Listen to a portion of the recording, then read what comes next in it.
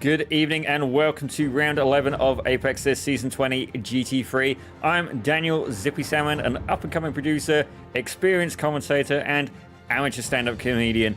I'm going to be joined here this evening yet again by Apex this veteran Richard Swindells live on Pit Road Productions. Tell us a little bit about yourself, Richard, if we dare ask. Oh, hang on. Now try. I forgot to unmute you again. I'm sorry. Now you're good. Hey, we're doing better than last week. I'm Richard Swindells, and I'm just here to help out Zippy. Up until about an hour ago, actually, I was planning on racing tonight with you guys, but, well, I got myself a little more aerodynamic in the head area, just getting in anticipation of running a little bit faster, but then dinner ran a little bit late, and I need a lot less prep time to be here, so here I am. So as we're winding down season 20 on Pit Road Productions, we've just got 2 races left to go. Tonight's race is at VIR, Virginia International Raceway, and next week's finale will be at Circuit of the Americas, the home track of Apex this. Zippy, what can you tell us about where we're going to be racing tonight? Well, ladies and gentlemen, we are back at that part of the show where I would like to say that I am very knowledgeable on my track history and stuff like that, but I'm not going to try and sell that, ladies and gentlemen. You know me better than that, and it's definitely a Wikipedia special. But you know what? The information is good, or at least I hope it's good. Sadly, not everything you can believe on the internet is true. As you can see, Richard there getting lubricated for his show today. Calibrated, lubricated. I'm not quite sure what he meant by... you know, it took a little bit of an aerodynamic modification. I'm thinking he had a haircut, maybe a little bit of polish. I don't know, but let's get back to the track. Anyway, so the track opened up August the 3rd. Actually, that's just gone around, actually. August the 3rd, 1957. So it's probably a similar age as Richard at this point. And was created by a group of men using a bulldozer. That's pretty awesome. I like it. The track has been closed from 1974. That's not so good. Prior to its reopening in March 2000. So a little bit of a break. And the track was reopened in 2000 by New Yorker Harvey Siegel and Connie Nineholm. Nineholm? No. Sure. She's not racing, she can't hear us, and if she can, please give us tickets, because it is a country club model, ladies and gentlemen. Memberships to the track are sold. Yes, please. Each member of the VIR club receives track time on member days, tickets to all spectator events, and other benefits.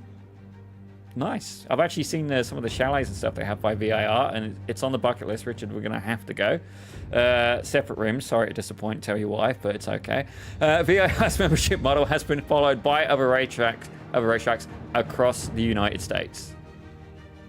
Yeah, the track hosted the SCCA National Sports Car Championship from its opening in 1957 until the series' demise in 1964. The IMSA GT Championship visited VIR in 1971 and 1972. And after its reopening, the AMA Superbike Championship filled races at VR from 2001 until 2010 on the North Course. The Rolex Sports Car Series utilized the full course from 2002 to 2011. American Le Mans Series used the full course configuration for its inaugural event, VAR, in September 2012, where a new tracker was set by Klaus Groff driving the Muscle Milk LMP1 car.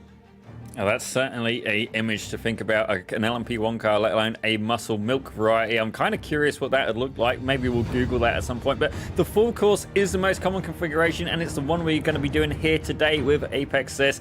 And, you know, one of the most notable sections of the course, second only to Oak Tree, which is turn 11, are the climbing S's, which consist of the initial left uphill, turn 7, followed by a right, which crests at the apex, and dropping slightly into a left, turn 8, which again crest at the apex, dropping slightly, and then up into the final right of turn 9.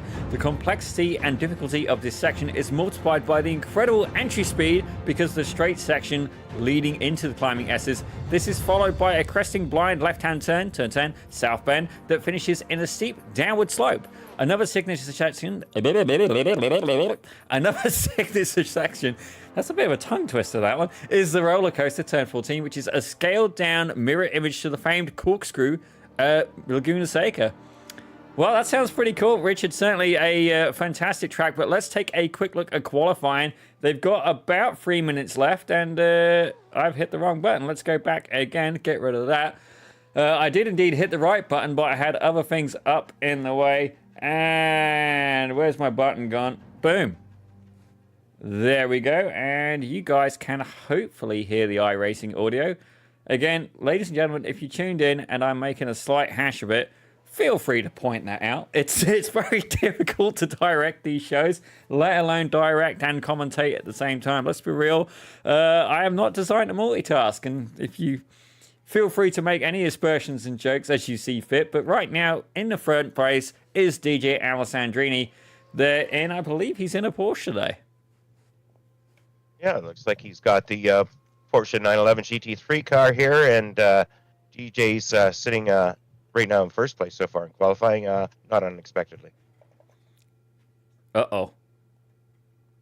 Okay, I was getting a little bit worried then. I thought that the sim crashed, but thankfully we appear to be all right. What I am going to do, though, is turn up that iRacing volume just a little bit. I used to have a button for it. Don't get me wrong. I can't find it. Too many buttons, ladies and gentlemen. And I can't. My mouse keeps disappearing every time I go over.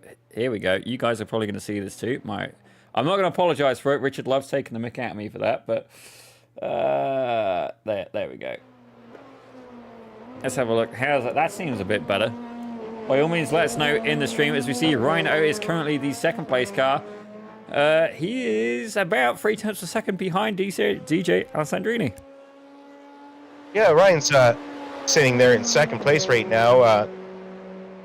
Sitting about where I expect him, actually. Last week, Ryan took the victory over Parker Dime and Chad Sosnowski, who was third place.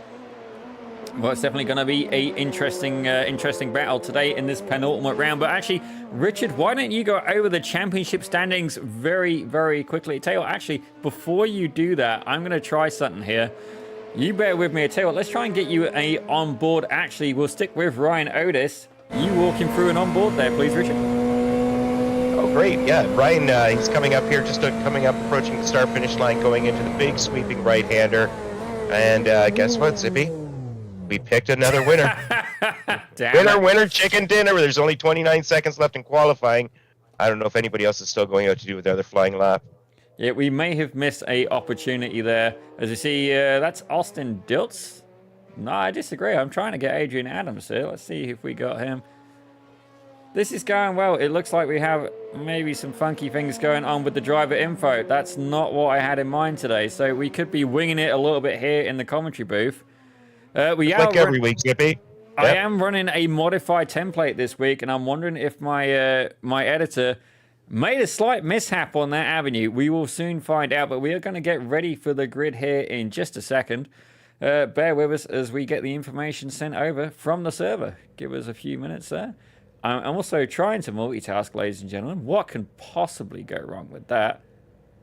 Here we go. While we wait for the grid, I was going to say, let's take a look at the points championship for the season. Right now, we've got Neil McDougall sitting in first place. He's got himself a 49-point lead over Philip Adams, who's sitting in second.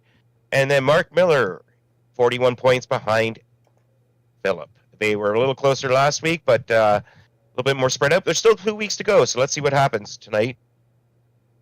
Well, there you go, ladies and gentlemen, and we're going to take a quick look at the grid. In first place is DJ Alessandrini. Surprise, surprise, in that 23 machine with Ryan Otis alongside in second. Brian Zinn takes third with Chad Sosnowski alongside him in fourth. And we had a look at the third row. Neil McDougall is there with Mark Miller, and Corey Mitchell and Wesley Price close out row 4 for 7th and 8th. And we have Ty Johnson in 9th, followed by Parker Dime in 10th. Austin Diltz follows, followed by Adrian Adams, then Tony J. Phillips, and Tyler Reeb. Sitting in 15th tonight is Morgan Smith, followed in 16th by Russell Elizondo. As we have a look at 17th, Craig Ream is back, ladies and gentlemen. You best be on your best behavior for the Apex this admin with Mark Bray alongside him. Sean Garou takes 19th with Rob Phelan. Let's see, it seems like a new name here. In 20th with Sheldon Rosenbaum in 21st. Philip Adams, he's back in 22nd with Ismail Sierra in 23rd and Troy Banks in 24th. And very lastly, 25th, Josh Sheps. Well, we're going to get these boxes back up for you here, ladies and gentlemen, and I think we're going to be all right. Let's get the guys on the front of the grid of DJ Alessandrini, and let's have a quick check here. I do believe that that is broken. Yep, I see exactly what's happened there. All right, we're going to try and wing this very, very quickly. I have an idea, and we're going to see if it pays off, so bear with me a second here. I'm going to move that out of the way as well. I'm going to try to. I know exactly what's happened here, and we're going to fix it.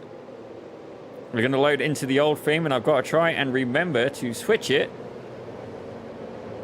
Well, that's okay, Zippy. We've got a long pace lap. We do the full pace lap here at VIR, so it gives us a couple of minutes to get things organized.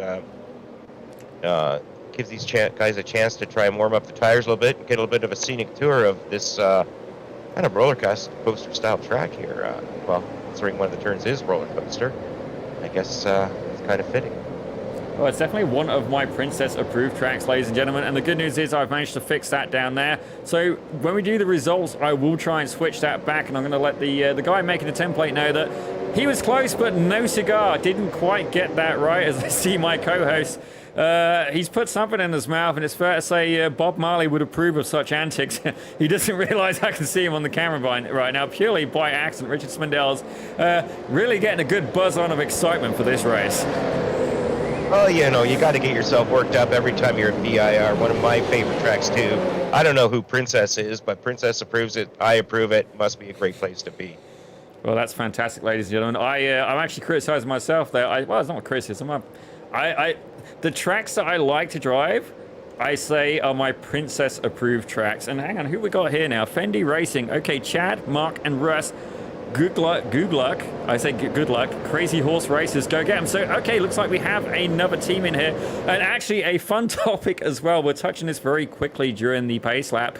But we do have two people banned this week from the race, and that is Fozzie Fazillo and Eric Kulaga for that little bit of an incident there at the end of Imola last round. Well, yeah, we had a little bit of controversy, and some words were exchanged, a little bit of bashing, which is very much frowned upon here, but... we enjoyed it in the booth, but... well, we enjoyed it in the booth, yes, but Apex this, you know, everybody's out here to have fun and have a good time. We're all doing this for entertainment, to enjoy ourselves, so the league just doesn't put up with stuff like that, but hey, on to next week, on to this week, and things go back to normal, and cooler heads will prevail, so...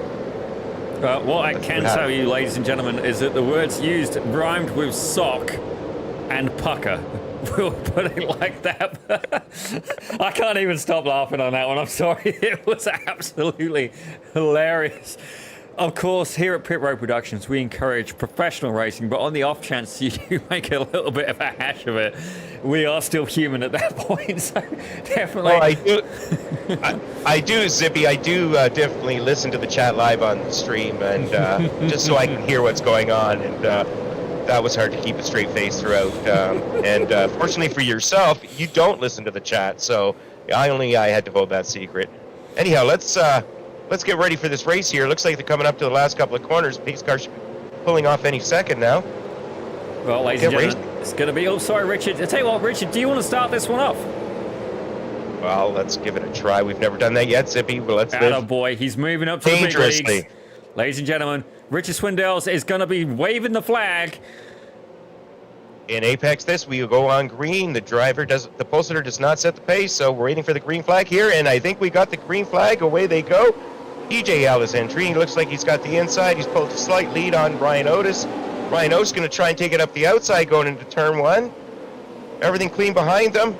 And no, DJ's got the corner, and Ryan Otis is holding up Brian Zinn. It looks like Brian Zinn going up the inside, trying to get second place. And no, we've got Ryan Otis holding clean, and it looks like we got a clean field throughout. Nice job, boys.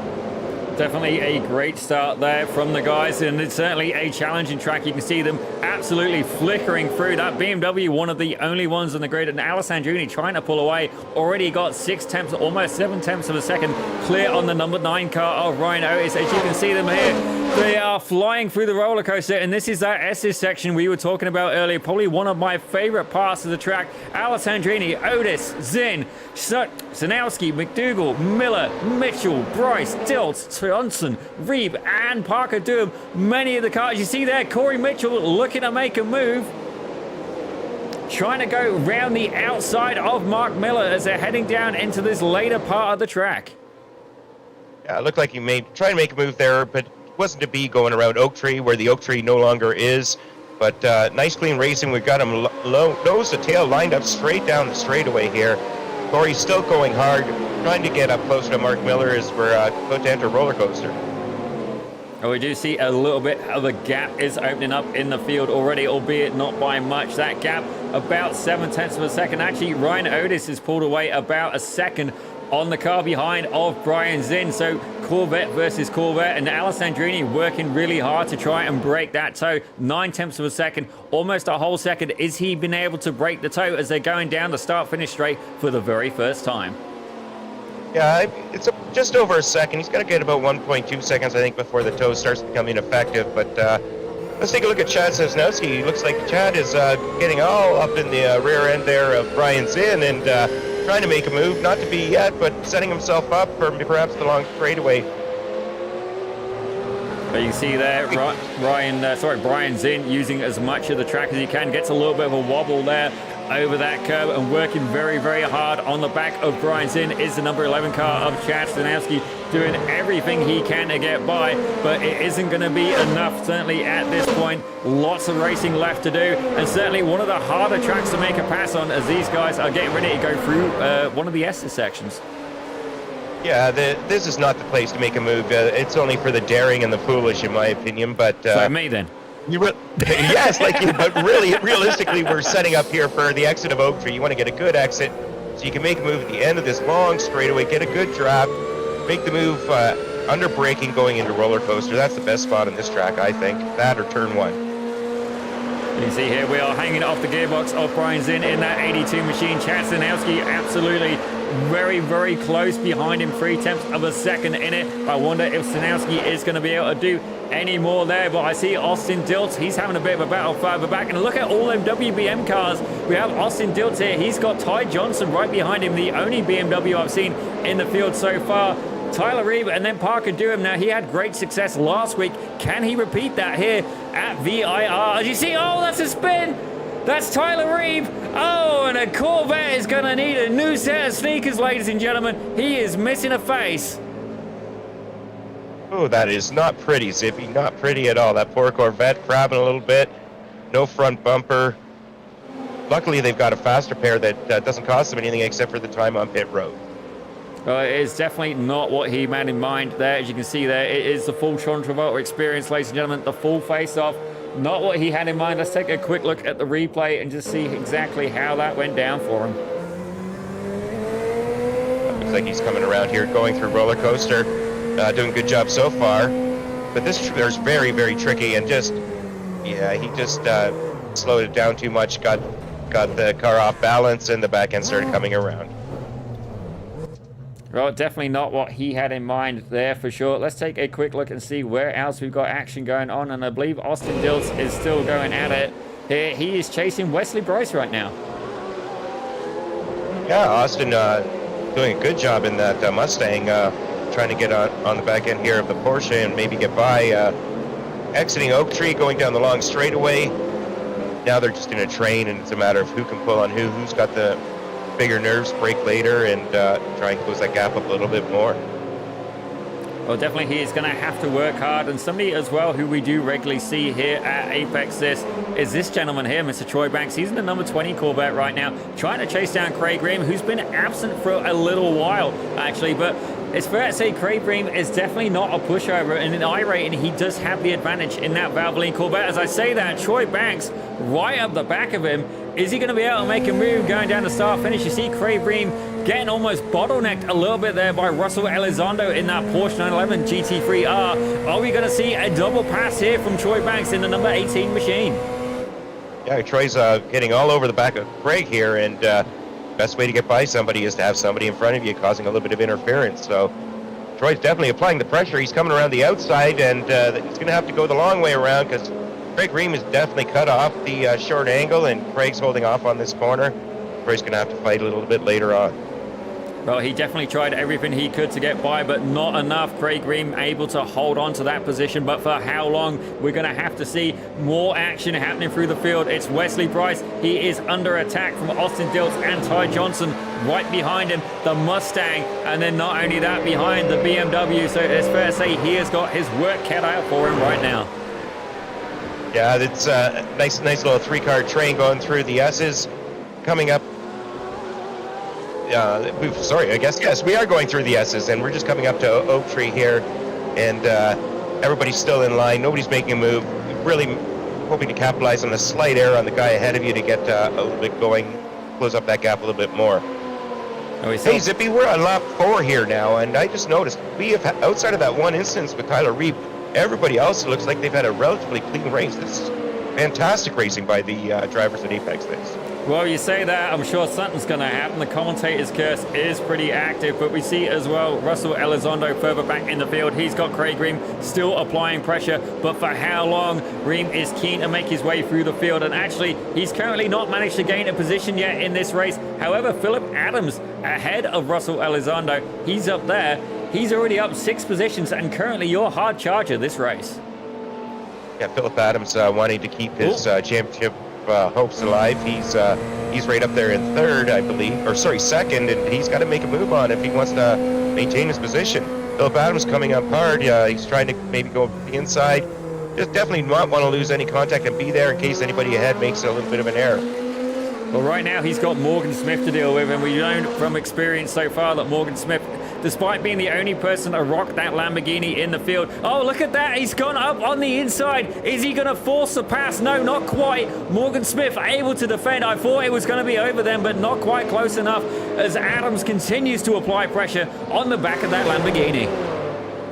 Phillips trying hard to get up there. He really needs to make a couple more positions up because his championship hopes are slipping away with Neil McDougall sitting in 5th and Mark Miller in 6th currently. Well, actually, let's go and steal Philip Adams for just a second. We are currently on board with this gentleman here, and we can see he's on the back of Morgan Smith, trying everything he can. He's going to go around the outside, not quite getting it done. Does he get it done? He's alongside. Yes, he's done it. Philip Adams in the number 35 Corvette. Not only does he get dragged in for an interview, he takes a position as well. What's going on, boys? How you all doing tonight?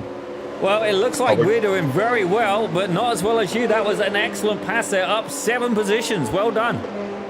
Yeah, thank you very much. I started from the rear. I'm trying to get some of the bonus points. I don't think I can I'd have to get up at the top 5 to get a drop race. So I figured start in the back, try to get some bonus points, and see if I can extend this second place I have in the championship. Well, we are going to leave you to it there, Philip, but absolutely fantastic drive so far, and you are currently the hard charger, up 7 positions. Well done, sir, and good luck on making it up to the top 5. Thank you, guys. Have a great night. You too, sir. Philip Adams, ladies and gentlemen, in this number 35 Corvette. Oh, yeah, Philip doing a lot of strategy there, crunching the numbers and deciding to start from the back, trying to maximize his points opportunities tonight. Great thinking on Philip's part, and so far it seems to be paying off because flying up there. Well, here we can see Tony Phillips is currently attacking Philip Adams' brother. Is Adrian Adams ahead of him in that number 14 Corvette? So we've got a 14 and a 35, both the Adams brothers here and present today. And it looks like the number 14 car is definitely under pressure. That 911 of Tony Phillips trying everything he can. That gap was down as low as 0.2 of a second. Can he close it back up? We're going to have to wait and see as Austin Dilts is again trying to make a move on Wesley Bryce. Austin's applying the pressure here, and this is a good spot to make that move as we just saw Philip make on the last lap, but not to be. Now he's looking for a good exit coming out of Oak Tree, going down the long straightaway. Right now I think he's going to have to hold fast and wait for perhaps an error on the part of the guy ahead of him. But what I do find particularly interesting about this view, Richard, is you can see there, that looks like the coil-over suspension. Forgive me if I'm wrong, it doesn't seem like it's quite in the right spot. I don't think I'm right, it just looks like a shock absorber there. As you can see, the shiny silver thing looks like it's like a C-spanner adjustment. I could be right, it's just I never realized that they would have been there if it was. Well, you know, we don't really work on GT3 cars here at Spiffy Motorsports, so, you know, maybe they're right and we're wrong. Well, maybe indeed, ladies and gentlemen, and anybody who knows my mechanic skills, you'd be grateful if I stayed well away from your race car. But don't get me wrong, working on one car all the time, you get more and more familiar. And it goes the same for driving that car as well. The Mustang, certainly a wild horse, and thankfully no spectators are present in the stands here at VIR today. And the Mustangs appear to be keeping it on track as a result. Yeah, Mustang's doing a good job. Zippy and I weren't very big fans of it earlier in the season. We couldn't drive very well, but several guys here are, and that's good to see a mixture of manufacturers in this race. Oh, back up. There we go. That's what I'm aiming for. I was going to ask if we can go see Jean Giroux and Mark Bray. They look like they are in a good little battle back there in 18th and 19th as well. And, well, your wish is my command, and we got Sean Giroux. We can actually steal him right now. Sean, it's good to see you back. Currently, you are being under pressure from the 946 car of Mark Bray. Yep, he's keeping me honest here. Well, that's all right. You're definitely having a good job. Richard, any questions and thoughts here for Sean to try and hold on to that 18th place? Well, I just wanted to actually come back here, Sean, and take a look and watch you guys. I saw you having a good little battle going on, and wanted to wish you some good luck, and we appreciate you joining us live on the broadcast. How are things going so far tonight for you? Pretty good. I usually struggle a little bit with VIR. When I practiced earlier, the track was not as hot as it is today. So, that's kind of a struggle. Yeah, I can appreciate that. I actually did 20 minutes myself earlier, and the track was, I think, 135 degrees. And I think you guys are pretty close to that now. No. We'll let you go. I'm very sorry. I hope we didn't help cause that there. And let's get back up there and catch Mark and give it your all. Thanks for joining us. Well, he has been removed from the booth as he went on a little bit of lawn mowing duty there. Certainly, we claim no responsibility for that, and we're going to blame the sponsor on the back of that car, Black Rifle Coffee Company. Certainly get a little bit of a buzz going. We were making a couple of buzz jokes earlier before the race. I don't know if I'm going to repeat them, but there was certainly some good action here in the booth. As let's go take a look at Corey Mitchell, who is trying to get on the back of, well, he's trying to get onto the back of Mark Miller, which is definitely going to be hard work. Corey, tell us a little bit about how your race is going so far. Oh, it's been going pretty good, actually. I've been looking forward to this combo. Me and Mark were actually making a headway on Neil ahead of us, but we both had a boo-boo headed into the S's and kind of let him get away again. So we're going to see if we can march our way back up there together. Well, the Mitchell Motorsports machine is looking pretty fine out there. That Corvette, as you close down even closer onto the back of Mark Miller, got that gap down to 0.3 of a second, heading up towards the part which is designed to be a little bit of a replica of the corkscrew at Laguna Seca. So definitely something that needs full concentration as he's pulling out the draft, albeit a little bit early, trying to psych Mark Miller out at this point, or just fancies like waving to him. Potentially a royal wave as we see he's closing up even closer there. That gap down to 0.2 of a second. But Corey, we're going to leave you to it. Good luck in the race, and we'll catch up with you a little bit later on. Thanks, fellas. Well, definitely good to catch up with some of the drivers here. As you see, Corey Mitchell very, very busy behind the wheel of the number 12 Chevrolet Corvette Z06 GT3R, and definitely one of my favorite GT3 cars in the field as that gap even closer to under 0.3 of a second. Can he get the move done? Battles happening all over the field. I see Chad Sanowski's edging at the back of Brian Zinn, not yet able to make a pass. I see Philip Adams, he's chasing Tony Phillips as well. Multiple battles going on throughout the racetrack. Yeah, it's a fixture of Apex. This is, you've got racing at the front, you've got racing in the middle, you've got racing at the back of the pack. Everybody gets somebody to race, and Corey Mitchell doing a good job trying to keep up on Mark Miller right now. Said they had a little bit of mistake earlier, and they're just trying to advance themselves and close down the gap they've got to Neil McDougall up ahead. Well, speaking of mistakes, I believe something happened to Morgan Smith. Let's take a quick look at the only Lamborghini in the field and see exactly what happens here. He's there going through the S's, taking a lot of curb, I might add. Very aggressive on the curb. And oh! That was interesting. Aggressive on the curb. I think he might have caught some grass with his right side tires there going over cutting the curb that much, but I could be wrong, Zippy. Well, we are going to try and take another look as well. Let's have a quick look, see if I can slow it down for you. Okay, so let's take a quick look. We're going to change the camera as well, and I may have slowed it down a little bit too much, but you can see there he's coming through, and sadly for slow motion, it does not give you the audio as well, but look at all the curb he's taken there as they're going in this uphill section right through the S's, and yep, there you go. That's where it's kicked. A little bit of counter steer, and at this point, he is along for the ride, all that weight moving around. Definitely not what he had in mind. Yeah, the grass took advantage. He tried to take advantage of the grass, and the grass bit back. Well, right now we've got Corey Mitchell, and if you look behind him, there is about 4 cars looking to try and take that position away from him. Corey Mitchell currently sat up in 6th, 1 position from where he started. Actually, not seeing too many hard charges in the field today, other than Philip Adams, who's currently up 7 places. The next closest would be 2 places gained, so definitely VIR proving to be quite the challenge for these drivers. Yeah, nobody's making a lot of gains except for Philip, but Corey did make that move, and he got past Mark Miller while we were away, and not sure what happened or how he made that move, but now he's leading that big long train, just coming up and just about to go through the S's here at VIR.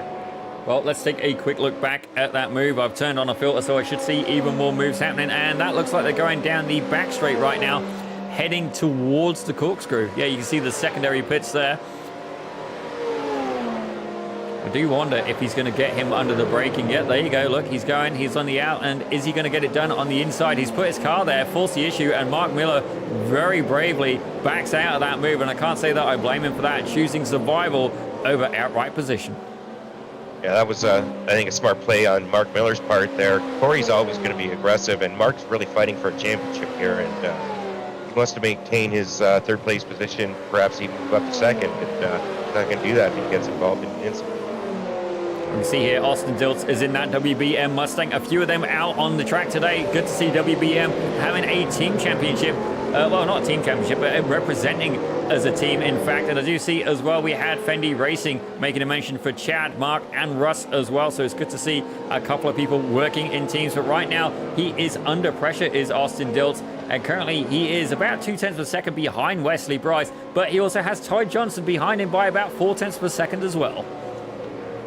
Yeah, we've got a nice long train of racers here. Everybody's trying to pick up a position here or there, but nobody able to make a move right now.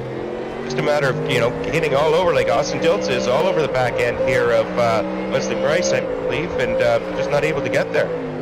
Well, you see Bryce is definitely getting a little bit shaky in that 911. See a little bit of a wiggle there, a little bit of a correction. And Diltz very firm on the brakes, looking to try and carry as much exit speed as he can through this tight section of the course. He's not going to be able to get it done going through the S's. At least if he does, it will be an absolute sender of a century in the Mustang. Yeah, I think going through the S's is never, like I said, the smart play. Pick your different spot on the track anywhere but here. Just get up close. Look at that beautiful train snaking their way through the S's, coming up last couple of corners, and then they're going to be hitting Oak Tree. Oak Tree is a good spot to pass at the end of the straightaway after Oak Tree, so another good place to pass.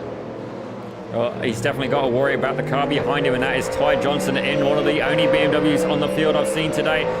Well, fair to say you can't miss it, and even in a dark room, you would see that car a mile away. Perhaps if you had a hangover a little bit too bright, but he's certainly working hard, and it looks like Ty Johnson may be able to get this done this time round. He's very, very close. Is he going to be close enough to try and make a move in the corkscrew? You see that Mustang wobbling around under the braking. Ty Johnson incredibly stable in that BMW, which is surprising considering BMWs, certainly in my experience, are not the most reliable, desirable vehicles. I'll be happy to see mine gone, but at this point, the GT3, a very different machine, as he's lost a bit of pace there in the final closing sections of the track.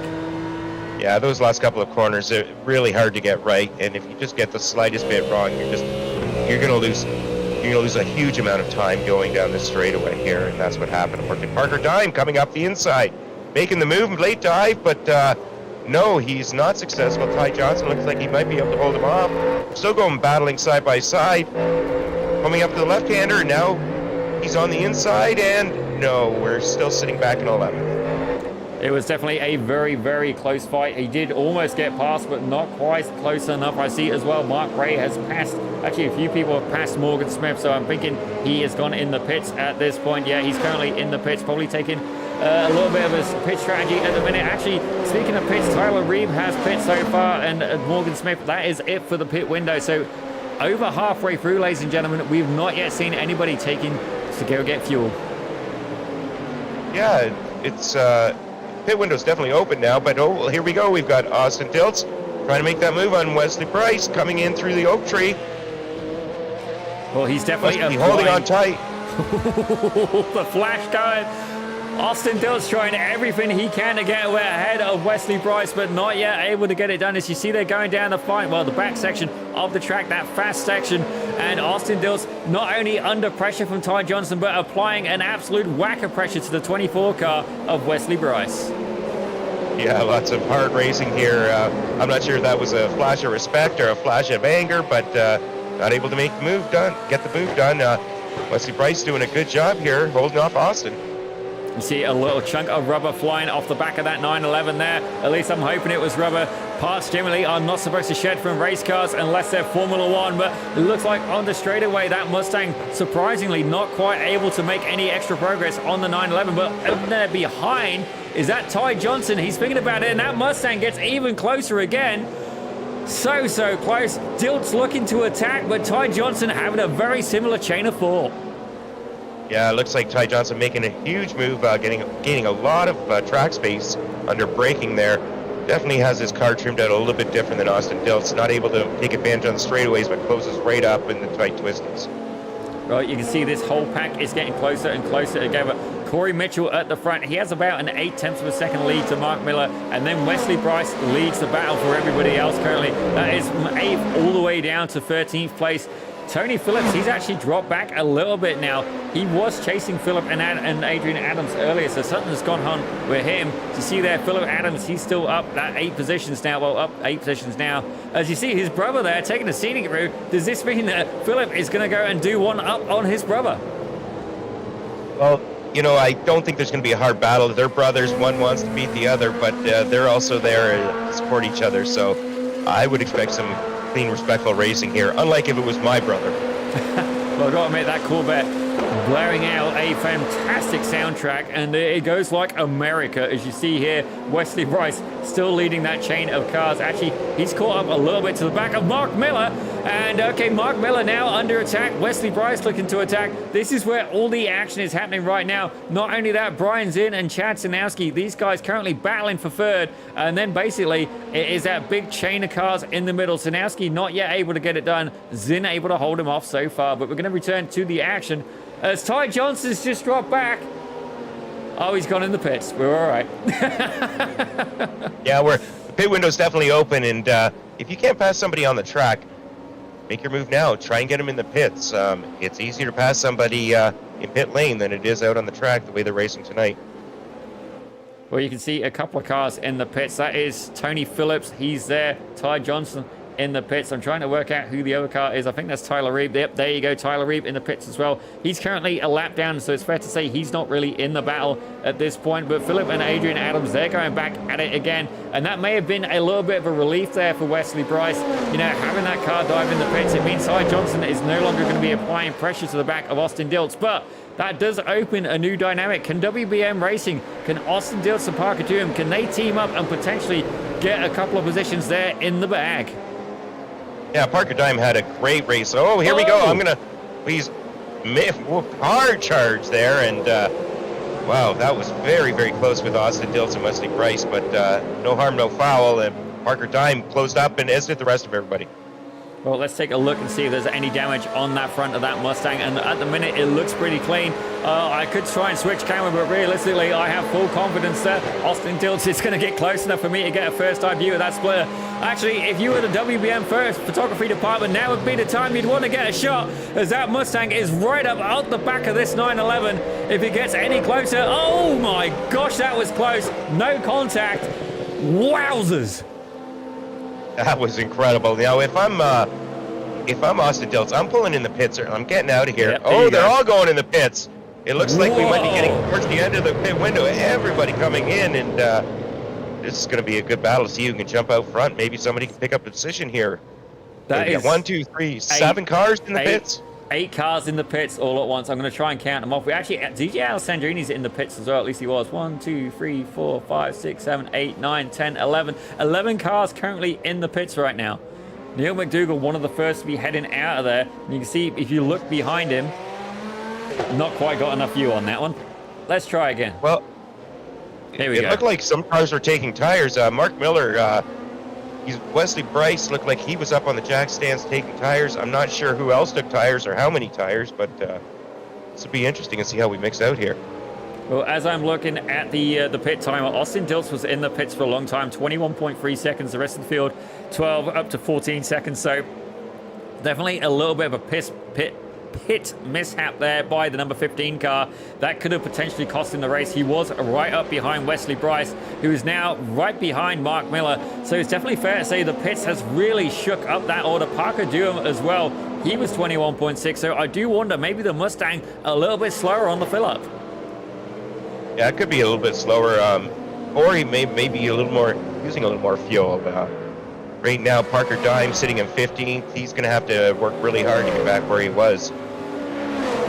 Well, you can see ahead of him is Craig Green in that Chevrolet Corvette. It's fair to say he's going to have his work cut out. But so far, the star of the show tonight seems to be Wesley Bryce. Not for his defensive, but offensive driving as well. By offensive, I don't mean, he's there flipping everybody off. I mean, he could be. Certainly doesn't seem to be best friend with Austin Dilts right now. But definitely, he's got a new challenger behind him, and that is Philip Adams in the number 35 Corvette. Yeah, Philip Adams, he's making a great rush here out of his last and first challenge, and up to 10th position, and closing in and trying to make a move here on Wesley Bryce ahead of him. Well, he is currently up 11 spots, and he has done his pits as well. Everybody ahead of him has actually pit. And what's very interesting as well is it's telling me that Ty Johnson's on... Okay. Disregard previous message. I don't know why it says he's on... Oh, I just figured out my own timing tree. My apologies there. A little bit of a slight mishap, but let's see what's going on with Chad Stanowski and Brian Zinn. It looks like Stanowski's been able to get one up on Zinn, and I'm suspecting that happened in the pits. Yeah, Chad, he stayed out one lap longer than everybody else in the field and managed to jump Brian just by holding out that extra lap. No traffic ahead of him, and nice clean track, and picked up that position. But Brian Zinn wanting that third place back, keeping up nice and tight going through the S's. Not a place to pass, but a good place to set up for the pass. He definitely wants to carry as much momentum as he can, and I really would like to see somebody try and take a pass through here. I've certainly tried it before, and I did actually get away with it, but this left-hander just here is a little bit sharper than you can necessarily realize. You can't quite go through there flat out, and if you can, it's not in a GT3 car. As you see, they're getting ready to go around the oak tree. Sanowski taking quite a wide line, and it looks like Brian's in looking to capitalize on that. Maybe getting a slower exit speed there. As you see Sanowski pulling away very slightly as they're heading towards the corkscrew. Yeah, at first I thought Chad was going to have an issue getting around that corner and he's going to lose, but looks like he pulled out pretty good. But Brian Zinn is definitely getting it back on the back bumper, trying to make a move to the left, or at least indicate like he's going to. Put a little scare into Chad, but not to be this corner. Going down through roller coaster, going to keep up nice and tight, try and set him up, perhaps on entry into turn 1. Well, these guys definitely going hard at it for the entire race so far. Brian Zinn working hard to get back that final podium spot. Can he do it? Well, he's got 5 laps left to do it, and he's getting a good run, a good slipstream as they're going down the start-finish straight. Is he going to be able to make a move into turn 1? They're into the braking zone now. Looks like Brian Zinn is going to try and go around the outside. Can he get the over-under? He's gone for it. He's not quite able to get it done, but certainly put a nose in. Sanowski under pressure. Yeah, Chad's under pressure, but Chad drove a nice line, and Brian was going to have a real difficult time making that stick. Chad just driving his race, basically making sure that Brian can't get the exit he needs. Just a little cutting it nice and tight here, but Brian's not going to be able to make a move unless he gets a tremendous jump as they're heading up in towards or into the S's. Well, I do see Fendi Racing there in the chat. Crazy Horse Chan got extra lap. Absolutely fantastic comment. Fendi Racing, thank you for joining us in the chat today. And it looks like your man Chatanowski is able to hold on to third position right now. He's got to do it for another 5 laps or so. 6 laps. My apologies. Zippy map, ladies and gentlemen. That Porsche working very, very hard to try and keep the Corvette behind him. Yeah, they're having a good battle here, and it's nice to see. I mean, we're 17 laps into this race, and they're nose to tail going down the straightaway. Brian can close a little bit under the draft, but not a whole lot. It's just going to be a tough battle with Chad up front holding him off and doing a great job thus far. There we go. We got Brian coming up the left and again, but he's just not close enough to make a move. Just trying to force a mistake out of Chad. Well, he's certainly trying hard as we've got a chopper cam. We've managed to hire a pilot, and thankfully it isn't Tom Cruise, ladies and gentlemen. This guy is actually going to bring the equipment back in one piece. As you see there, a little bit of a bounce from Zinn, and he does lose a little bit of real estate on Sanowski, but for how long? He is going to be able to close down that start-finish straight. That rear wing of the Porsche providing a beautiful slipstream for the Corvette. Last time round, he wasn't able to get it done. Is he going to try again? He's having a little bit of a sniff. No, not quite close enough. They're good, well-matched cars here. Good, well-matched skills. Just good, clean battling here between Brian and Chad. This is going to go down to the last lap, I hope, and at some point, Brian's just going to have to send it in there. Well, it's definitely going to be a very, very tight race indeed as we're having a look. Mark Miller and Wesley Price still going at it. But how about this one? Tony Phillips and Austin Diltz. These guys are now going at it. And it looks like Austin Diltz is going to go for it. He's along the outside. Cuts up. Oh, I thought I saw smoke then. Looked like Tony Phillips there able to shut the door on him. But it looks like Diltz is going to go for it on the inside.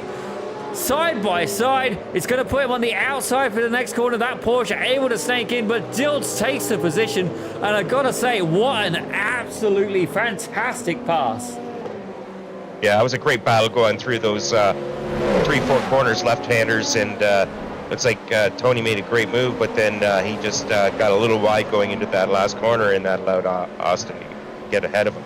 Now we got Parker Dime here. He's definitely applying the pressure, trying to keep moving up, and he's sitting in 14th, trying to make a move on Adrian Adams, I believe. Well, Adrian Adams is definitely under pressure, and not that we're going to sandbag him at all, but we do have Adrian Adams here. As you see the Mustang right behind him having a little bit of a wiggle. Adrian, tell us a little bit about your race so far. It's been pretty uneventful, except for that one little spin around the high-speed left-hander.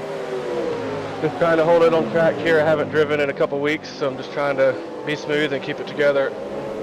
Well, it's definitely good to have you back. We are going to leave you to it. Certainly, you are under the pressure from the WBM Mustangs around you. You got 1-2 cars ahead and 1 right behind. Currently 3/10, 4/10 of a second. I do think you have a superior handling machine there. There's a little bit of a slide there. We're going to bail him out of the box quickly before we take credit for a mistake.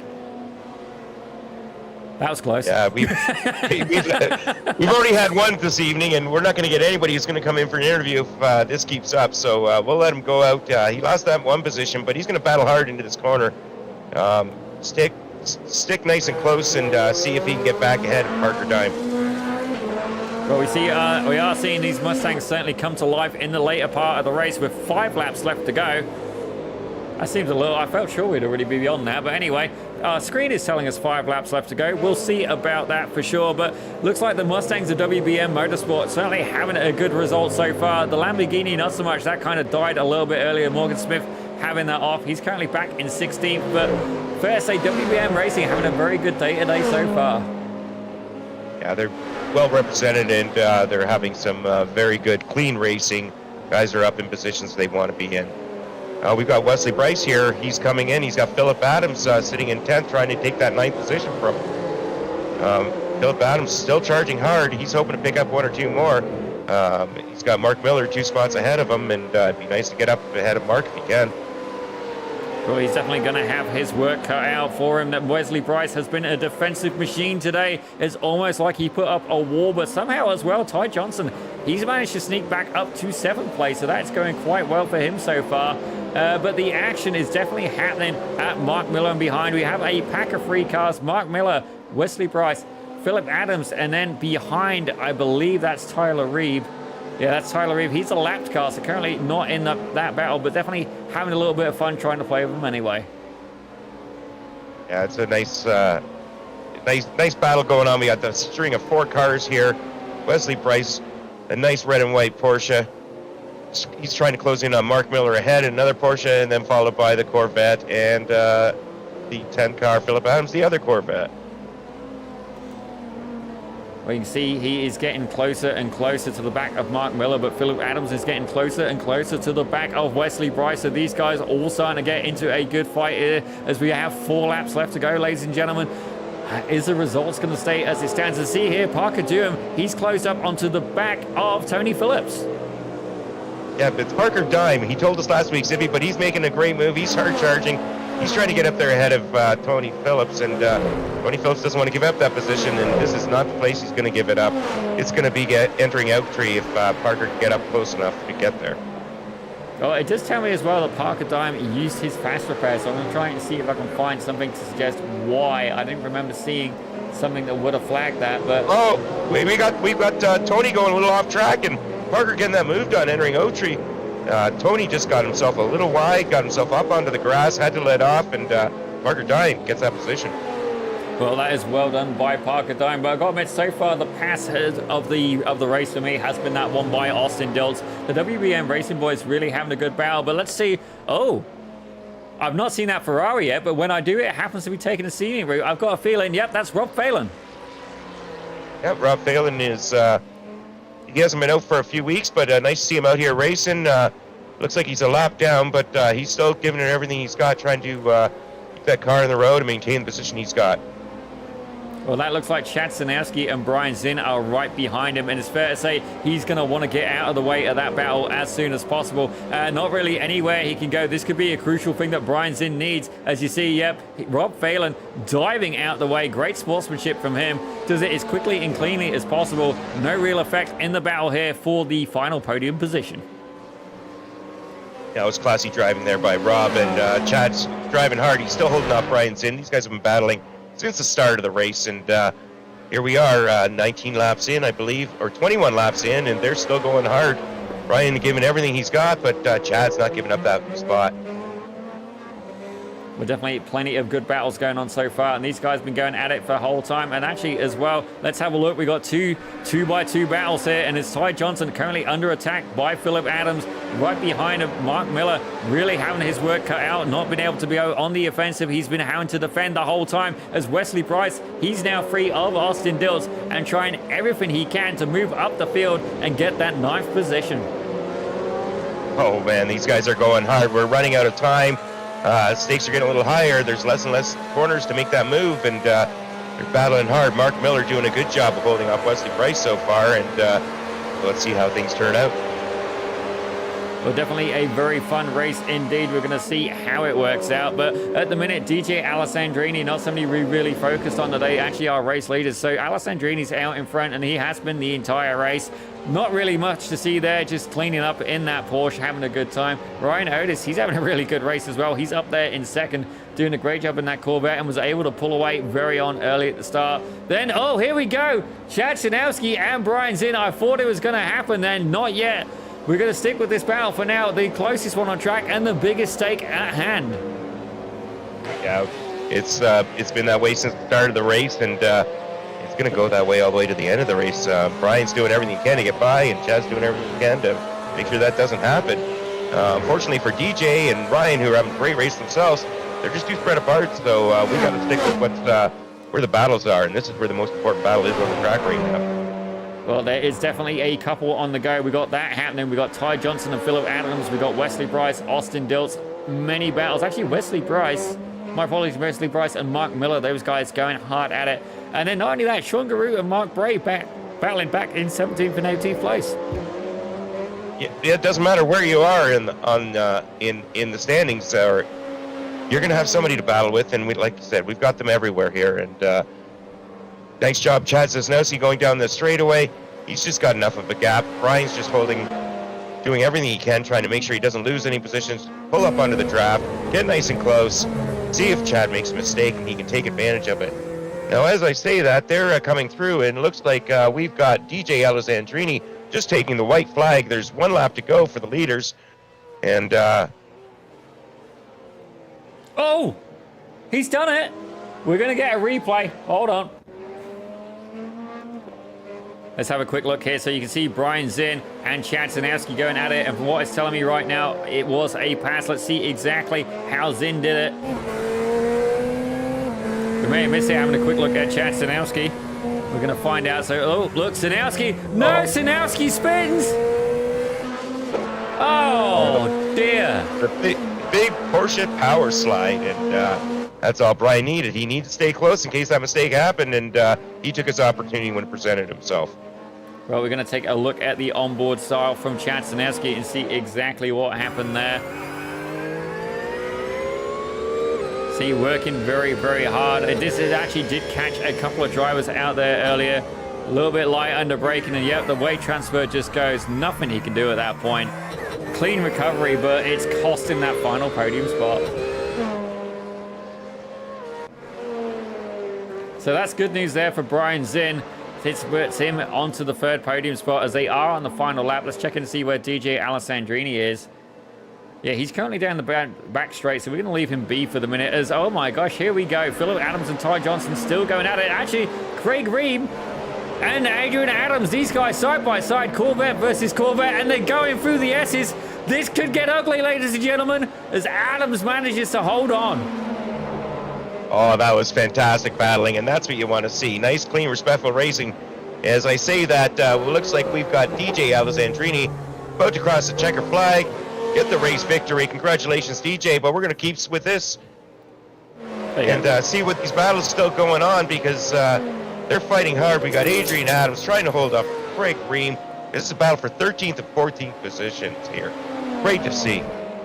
Well, that is one of the battles. We're going to go very quickly to Mark Miller and Wesley Price just in the very closing stages. Actually, Phillip Adams as well coming up to the final corner, I believe, if my VIR track knowledge is good. Yes, it is. So Phillip Adams is going to be able to hold on from Ty Johnson. Is Wesley Price going to be able to get it done at the line? You can see there, he's closing. He's closed. 3 turns of a second in it. The gap slowly falling, but not enough. He's run out of real estate. Not able to get it done. How about Adrian Adams and Craig Ream? These guys have spread out a little bit.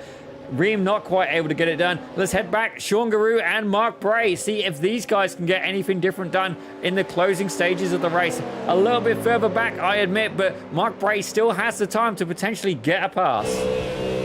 Yeah, Mark's trying to drive as hard as he can and close that gap and hope for a mistake out of Sean. Take advantage and get up from 16th.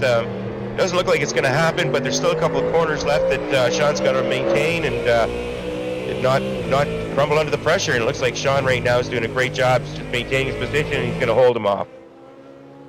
Well, definitely a very, very fun race here at VIR. And what an absolute belter it was here, ladies and gentlemen. There you go. You see there, Sean Garou goes over the line. Mark Bray right behind him. What an absolute belter that was. So much fun. But give me a second. Let's take a look. Actually, I just remembered something here, ladies and gentlemen. Let's see if I can do this. So Which teams? Yep, that's exactly what I'm doing. Let's see if this is going to work. I got to find it, so bear with me a second. Yeah, anyways, today's race never fails to entertain. VIR, it's a favorite of many of Apex this, and it's a favorite of mine. Great racing all through the field. Nice job. Congratulations to DJ, Ryan, and Brian Zinn. I really, really feel bad for Sean. We got him on the mic in a tense situation. Hope we didn't have anything to do with that. But it looks like we got the theme working. Hey, now we just merged the two. We're almost going to be professionals, Sibby.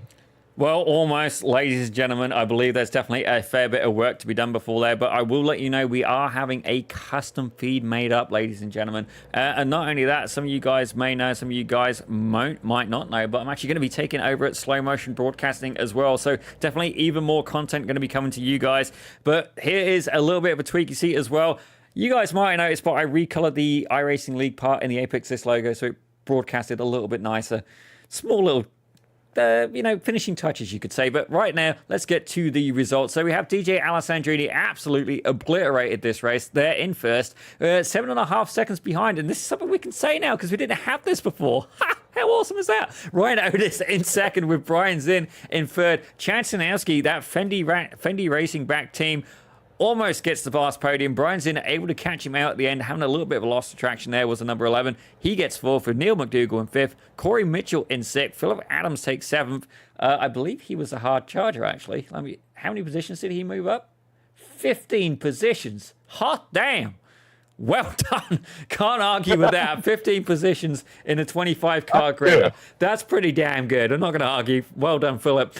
He takes 7th, respectively, so aiming for a top 5. Ty Johnson takes 8th in the BMW. Mark Miller in 9th, and Wesley Bryce in 10th. Zippy, I just love these graphics. We're up to 1965 technology now here. We got Parker Dime in 11th in the Ford Mustang. We have followed by Tony Phillips in the Porsche. Adrian Adams finished 13th in the Corvette, followed by Craig Ream, who had a great battle going on, him also in the Vet. Morgan Smith finished in 15th after his incident. Jean Giroux, he was 16th after his little issues. Mark Bray was 17th. Rob Phelan, 18th. Tyler Reeb, after his early issue, finished 19th. And then we had the guys who didn't finish, including Austin Diltz in 20th. Russell Elizondo, 21st. Troy Banks out early in 22nd. And I'm not sure if the remaining guys even took the field there and started the race, but we had Sheldon, 23rd. Sorry, you might have wanted that, but the way I see it is they didn't show up, so we kind of got rid of them. I may have hit the button a little bit too early there, but ladies and gentlemen, what an absolute belter, and I believe we've been able to catch up. Richard, you are having a chat here with DJ Alessandrini. Hey, guys. Hold on one second. I'm having a weird issue. Welcome to our world. There, DJ. We've got lots of issues. Most of them, the guys behind the mic, but other than that, it's sometimes technology beats up on it. Yeah, we're good now. How's it going, guys? Awesome. Nice to see you, DJ. Or I guess this is right-handed DJ Alessandrini. Nice victory here tonight. He had a 7-second lead over Ryan at the end. Looks like he just maintained pace and kept at it. How'd it go for you? You know, I just grabbed the setup and did like 2 laps, and it felt really good. But toward the end of each stint, you know, in between the middle of the race fuel stop, man, the rear of this car was quite the handful. I don't know if you guys caught, but I almost bended on the last lap, and that would have been kind of embarrassing. You know, fortunately for you, we missed it, but I'm Yeah. Zippy is going to be able to show the end of the last lap, Zippy. Oh, I don't know if I can find that, but I'll certainly try to. Bear with me here. It was the lower S's. Oh, going through the roller coaster? Or the lower S is going Lower up S's, the hill. yeah. Okay. No, that's the upper S's up the hill. The lower S's is leaving like the hook. Gotcha. In Yeah, through June's 4 or 5. I was riding the left rear through the exit of all those through that corner the whole time, and then this one particular time it just went a little wider than it did the other times, and it kind of turned into a little bit of a tank slapper. Well, Ryan Otis, I guess, was hoping for a little more than you, and hoping you didn't save it. But congratulations on keeping it clean and finishing off strong. I appreciate it, Richard. Anybody you'd like to thank tonight, DJ? Just you guys. Thanks for putting on the broadcast. Well, we're glad to do it, and we enjoy the entertainment you provide. So congratulations, and we look forward to seeing you next week. Are you going to make it out? Maybe. We'll see. Maybe. It's right before Solo Nationals, and that's gonna take priority. I don't know exactly when I'm leaving, but it's sometime in that time frame. Well, if you don't see you, we've enjoyed having you here this season, and good luck at the Solo Nationals. And I know it's it's a Labor Day weekend, so some guys just can't make it. So thanks for coming out, and we appreciate you joining us. All right, later, guys. Well, ladies and gentlemen, that was DJ Alessandrini. I am going to try and steal Ryan Otis. I don't know if he's quite expecting us. I don't even know. Ryan, surprise, we may have stolen you for the booth. We just wanted to ask you a little bit about your race, if that's all right. Oh, sure, yeah. Surprise! Yeah. Well, it's a bit of a lonely one for me, I guess, just watching DJ drive away and watching the other cars kind of fade in the mirror. Well, definitely it left the action side was a little quiet for you, I admit. We didn't really spend too much time on you, more just to see you go off at the end. By go off, I mean actually cross the finish line, not do how Richard would have done or myself would have done and absolutely obliterate the wall. But the wall, sorry. But tell us a little bit as well, how did you prepare for this circuit? Well, yeah, I had been doing a few of the IMSA races because it was here this week, but about half of them I did were wet. So that was a whole different kind of experience, and I'm super glad that this race was not wet because, yeah, that would have been just pandemonium. So, yeah, did a few of those.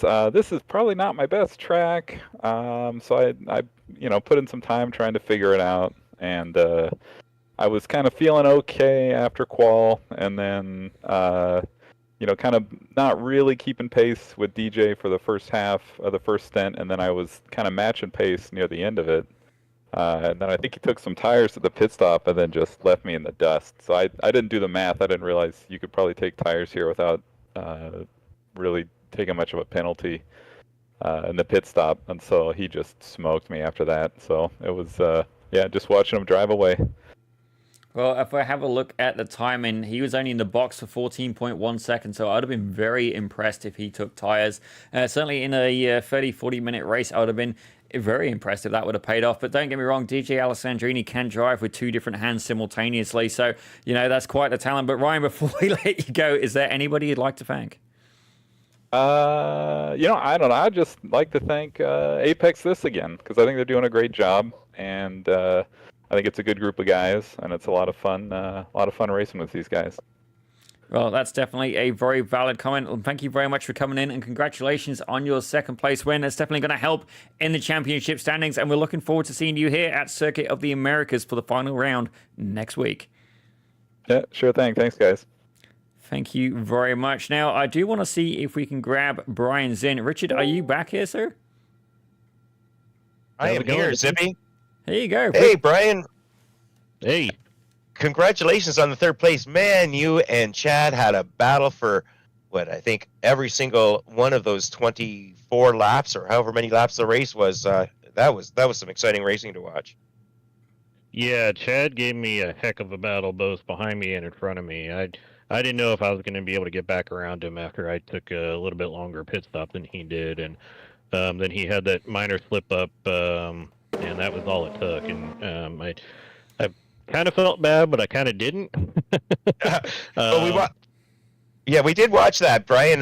Chad, it looks like he stayed out of that extra lap over everybody else in the field, and with all that clean air, it looked like he managed to gain that position. But man, that mistake he made, and you were right there to capitalize. Congratulations, nice job. I wouldn't feel bad. Yeah, he had a 1 second shorter pit stop looking at what I can see. And, when we came out, I think we were under a second the entire time. So I was sitting there going, man, that's going to be the difference in the race. And then I was hustling him, hoping he would make a mistake, and it finally happened. But hats off to Chad. That was a heck of a battle. All race. He was keeping on me, and I was keeping on him. So it was probably my favorite race of the season so far. Yeah, that's why we do it, isn't it? I mean, if you're not battling for first, you want to have a good battle somewhere, and you guys are battling for a podium, and you battled hard. And well, congratulations, Brian. Anybody you'd like to thank for tonight? I just want to thank you guys for being able to give us a great broadcast so we can go back and watch all the fun and shenanigans later on in the week. And other than that, just everybody in Apex for running clean and having these close battles. Like you said, this is what makes it fun. If you can't fight for the win, you fight for the battles that you can get. And after kind of having a lot of top tens and mid-pack battles, it was fun to battle for a podium spot again on a Sunday night. So hope to carry this forward over to COTA, which is my home track and one of my favorite tracks to race at. So we'll see how things go next week. Yeah, well, congratulations. Yeah, COTA is going to be exciting. It's Apex this home. I used to hate it myself, but I've grown to love it, and should be some exciting racing. So we look forward to seeing you next week, Brian. Thanks a lot. Thanks. Well, I may have had a little bit of a whoops there. I actually kicked Richard out instead of Brian Zinn from the booth. My apologies there, Richard. Definitely not what I had intended. And I do wonder, actually, if Brian Zinn meant the shenanigans on the racetrack or here in the broadcast booth. Both are definitely viable options here, ladies and gentlemen. But what an absolutely fantastic race. As I'm here hitting the wrong buttons again. You know what? We're going to do this a little bit differently. Let's get these cameras back. You guys can suffer our faces. But before we do that, actually, we should go over our sponsors. I've actually remembered today. I know, right? Damn! That's my job. Well, Congratulations, Zippy. You start them off there, sir. Get it going. Me started off, well, then I'd have to remember who they are, but I guess I can go find that out, can't I? We've got our sponsors for Apex. These are the people who help put this show on. Apex, this is a free league, no charge to anybody to race. They take donations from the racers, and they also take sponsors. And our sponsors tonight, we've got, for the season, our first sponsor I'm going to mention, Apex Sim Racing, for immersive sim racing gear. They carry Cube Controls, Momo, Mazda Racing, Sim Magic, OBP Motorsport, OMP, Rich DPC, and Apex Sim Racing brands. Well, as we have a look as well, we have full speed sim coaching, where your personal coach will make you a better sim racer. Blake's mission is for you to get a better understanding of sim racing fundamentals to take you to the next level. Using visual guidance and telemetry analysis, he caters to novice and intermediate racers using iRacing and Assetto Corsa. We also have Get Good Racing with one-on-one coaching or self-directed course. Get Good Racing is what you need to improve your iRacing skills. Marion, he's a 5K iRating driver. He's one of the top 1% iRacing drivers. He's the guy who's going to be teaching you. In the end, his goal is to make you understand how you can self-coach yourself in the long run. Give you all the tools and make sure you can use them.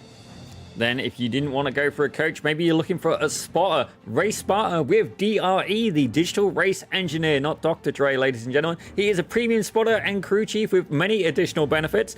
Tickets to a concert isn't one of them. Built exclusively for iRacing, the best iRacing spotter, perfect for VR users. Monitors your racing context and alerts you. It's the crew chief iRacing needs. Use your voice or buttons to control over 400 commands. I don't even know if I know 400 commands. Get vital feedback from over 50 voice alerts. Nothing to look at and be distracted by. Audio-only communication. So, ladies and gentlemen, they're the sponsors, but we do actually have a new screen for you today, and it's a little bit of a shameless plug. If you really enjoyed the show, ladies and gentlemen, by all means, feel free to show some appreciation. Just give us a tip. Like clean tips, ladies and gentlemen. Dirty joke was semi-intended, but anyway, if you scan that QR code, I think magic should happen and you should be able to send us something that'll go straight in the PayPal. So if you really enjoyed it, you could do that. You could like, you could subscribe, you can share our content. Anything you can do generally helps us. Good publicity is always good publicity, but we are now going to go back to the cameras. Actually, I'm going to hit the wrong button first, and then we're going to do it there. More reason to give us a tip, ladies and gentlemen, so we can hire a decent director and get rid of me, but we're going to have a quick look. We're back at the cameras. Richard, I see you don't have anything in your hand, at least if it's off camera if you do, but what an absolutely fantastic... Just the mouse. Just the mouse. Okay, you should have seen what he had in his hand earlier. Ladies and gentlemen, but what an absolutely fantastic race. And I gotta say, for me, the pass of the race would have to have been Austin Diltz, but I think he actually binned it. Actually, let's have a quick review of that. Actually, I believe he binned it at the end. Let me see if I can get that up. We can watch that back together. I just want to see what happened here to Austin Diltz. So here we go. He's got the Mustang going through. That's going through the S's. Let's see exactly what happened here to him. Oh, that looks like a dip wheel, and okay, there we go. Not quite able to keep it on the track. Austin had a good race going up until I think he may have had a little issue on pit lane. I'm not sure, but he was well back then at that stage, and that's unfortunate for Austin. Well, while Richard tells us about what he thought was one of the best highlights of the day, I'm going to try and find that pass by Austin Diltz. I'm trying to remember what lap, but it was the only pass we saw there in the S's. So just give me a chance while I find that. In the meantime, Richard is going to tell you some of his thoughts on the race. Well, VIR never disappoints, and tonight's race was it was a good one, and for the most part, it was clean. The only incidents I saw or that we caught were incidents that were self-caused. So good clean racing, good close racing. We had good battles for third between Brian and Chad. We had Corey having good battles with Mark Miller. Philip Adams making his hard charge from starting at the back of the pack and seeing how many positions he could advance. And then we had this beautiful pass here, Austin Diltz making a move, trying to get nice and tight, making that move around Tony Phillips. Tony did a good job trying to hold him off, but man, Austin just stuck it right in there, and Tony got himself a little wide, and Austin was going to he's he's going to stuff it in, and there's nothing Tony could really do once that happens. It really was a fantastic pass, and it was one of the only ones we saw in this section of the track. And you can see there, absolutely fantastic job. Look at the gap between these guys. Absolutely nothing in it. I'm trying to get a camera where it can catch both sides of it for you, but really, really fantastic pass, and it was great to see it. It's a shame that he got a little bit unstuck at the end, but for me, that was probably my highlight of the race. You know, don't get me wrong, we had a lot of drivers do really, really great work, no means, but for me, that was, for lack of better words, it was a ballsy move as we head back to the cameras. What a fantastic race. But ladies and gentlemen, it's been an absolute pleasure having you here with us. Fendi Racing, thank you for joining in on the chat as well. When you guys watch the shenanigans, as it was described there by Brian, so when you guys watch the shenanigans, by all means, if you got some feedback for the broadcast, let us know. You know, it's my first season directing, Richard's first season really fully commentating, you know, and certainly the shirts would suggest he's not yet developed a fashion sense. The hair and makeup department here at Pit Road Productions, very under budget. Definitely a lot of fun. But the next week, and actually the final round of the GT3 season for Apex, this is going to be at COTA Circuit of the Americas. So we're looking forward to seeing you there. But from myself, Daniel Zippy Salmon from Pit Road Productions, and from Richard Swindells, thank you very much for joining us, and we will see you at the next round at COTA.